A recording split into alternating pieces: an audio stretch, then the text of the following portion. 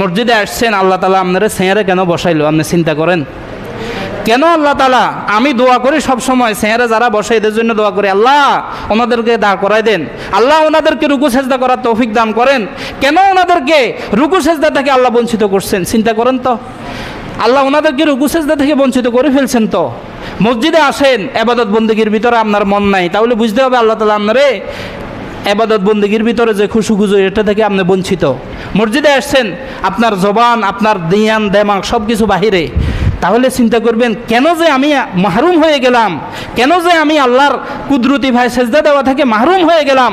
কত মানুষ আছে আজকে 20 বছর 30 বছর থেকে চেয়ারে নামাজ আদায় করে, কোনো দিন এই 20 বছর 30 বছর কপালটা জমিনে লাগাইতে পারে নাই। কি বলেন, এটা বদবখতি না? আল্লাহ তাআলা এদেরকে মাহরুম করে ফেলছেন রুকু সেজদা থেকে। আল্লাহ তাআলা সবাইকে মৃত্যু পর্যন্ত সহিভাবে রুকু সেজদা করে নেক আমল করার, নামাজগুলো আদায় করার তৌফিক দান করেন, আমিন।